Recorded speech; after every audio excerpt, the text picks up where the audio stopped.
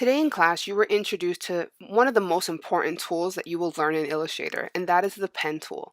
And the reason why the pen tool is so important is just it allows you to create a lot of really interesting things, and it can be used in so many different instances.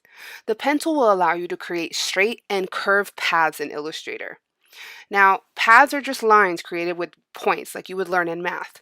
But these lines and points will allow you to create characters, shapes, things like that. Today we're just going to start off with straight lines because that's a really good jumping point. Now, to activate your pen tool, you can hit the letter P on your keyboard or you can go right up here. The reason why the pen tool is so high on your toolbar is because it's such an important tool. Now I'm going to zoom in here and I want you to pay close attention to what your cursor looks like. If you have your caps lock on, you're going to get this signal. It's like an X.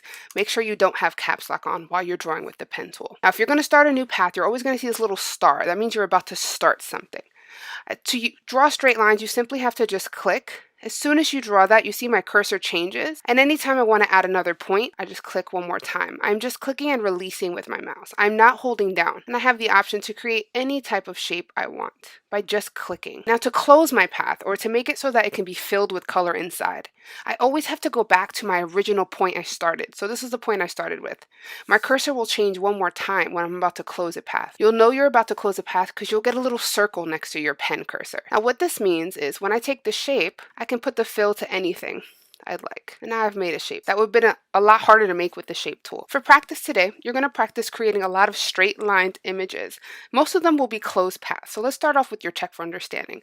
You have this little dog here and it has a lot of different corners. My best recommendation for this is start at the tip of the nose or any corner you feel comfortable with. Click, and every time you get to an edge, click again to create another anchor point. Now, this is what's going to happen to everybody. I'm going to go to fill this in and suddenly my dog is being hidden, and the more I draw, the harder it will be to trace this guy because it's going to get covered by white. So while you're drawing, good practice is to always make your fill nothing. So I'm going to take fill and hit this.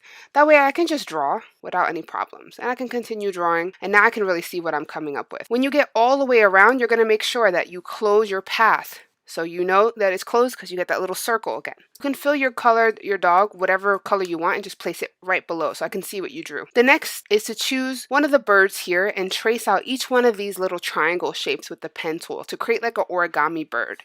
Now, if you zoom in closely, I tried to create paths for you that were really visible. So the same idea of what you did with the dog, you're going to do with the bird. So each one of these little triangles. Now, I like to color my shapes in when I'm done so I know I'm done with them. So I'm going to pick a really different color. That's just going to let me know I finished that shape. Now, I'm going to warn you that when you're drawing, I'm going to get really close so you can see. Let's say I put my mouse here, I'm going to get that little minus sign. What's going to happen is it's going to erase it, and I don't want that.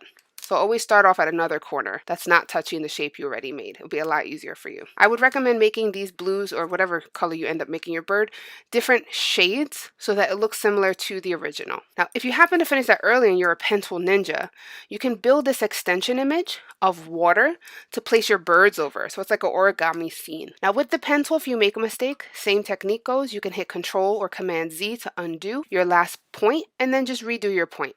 Practice and get comfortable with this tool because we'll be using it for a while. Good luck.